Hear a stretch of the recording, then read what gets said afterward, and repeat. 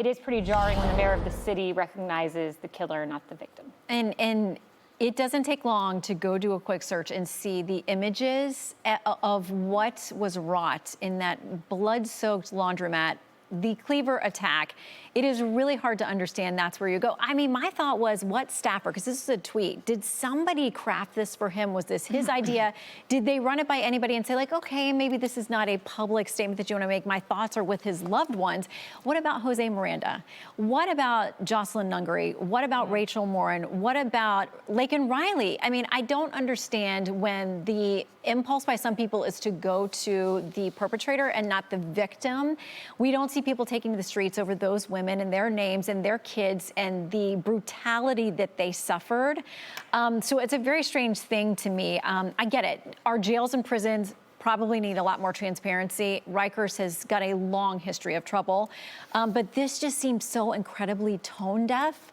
And if you go and look at the tweet, check out the comment section, the replies. Wow, I will. You know, Jessica, Jose Miranda left behind 2 boys, and he's not recognized. He wouldn't be recognized, I guess, in that tweet, but I get it that perhaps this is a generational thing, that you think you can just have infinite social media posts, but I would probably have skipped this one. If you want to draw attention to conditions within prisons, that is a valid point to make. Lots of people have campaigned on the idea of shutting down Rikers, and that there are people who sit sometimes for decades awaiting trial. That's not okay. That shouldn't be, and everyone deserves their day in court, but this seems like really wasted capital when, you know, he was having a cute moment. He's out at the US Open playing tennis in his suit and gave away, you know, 1,000 tickets, I think, at just $100 because Ticketmaster's jacked up the prices so that you can't even get those passes where you can walk around to the courts.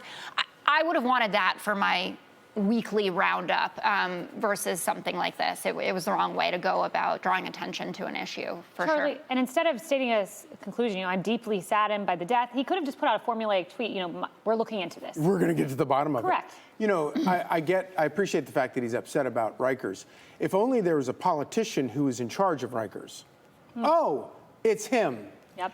And I find this performative BS so enraging from politicians. It used to be that a mayor of a city, if there was a police-involved shooting or some sort of tragedy involving a police officer, the mayor would come out and stand with the police. Why? Not because they weren't going to look into it and see what actually happened, but because they had cared about it before that moment. And they had done all the work they could to ensure that the police officers that worked for them ultimately were trained and responsible and there for the right reasons to do the right thing. And so when the mayor steps out and stands with the police after something like that, it's a sign that I'm standing here at the top of the line of accountability, and I'm saying I think this was done right. We're going to look into it. We'll get to the bottom of it, but I'm going to stand with the people that I believe I have put all my effort into making the best possible. This idea that you're going to go and stand with the criminal is just, it's so deeply offensive, not just, you know, for this family and the victims, but also it reveals a level of incompetence and callousness and performative BS that I think is just appalling. Greg. You know, I think you're overlooking the big problem. We need to talk about meat cleavers. We need to look at how the meat cleaver industry has made it so readily available to walk anywhere with a meat cleaver. We need to stop that. Look, I don't care about the political ramifications of it. I don't care if you'd rather hear about tennis. What he did was a moral stain. It reveals a deep moral problem. This is what you get in the fun house of oppression politics. The crime is never going to be who swung the weapon.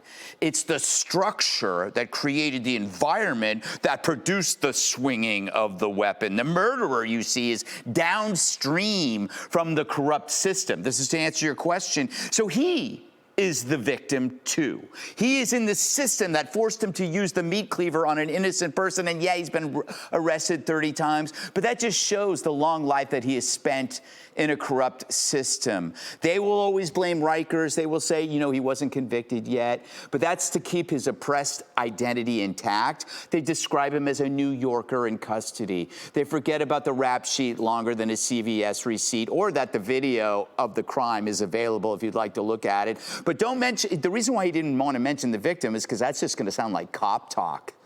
Only cops talk about the victim, and that's not progressive compassion.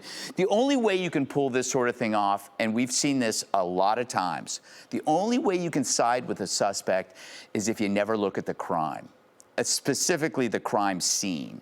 So you can't look at the laundromat, you can't look at the 3 kids murdered by the mom, can't look at that, and you can't look at October 7th.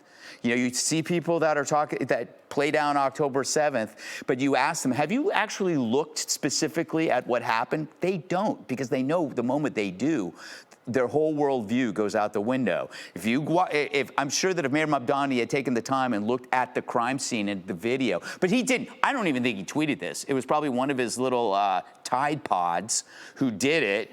He was probably out doing something else, and because they have a framework that they work from, and it's just like, guy dies at Rikers. They don't even look who he is. They just go, product of a corrupt prison carceral system. We need to tear it down.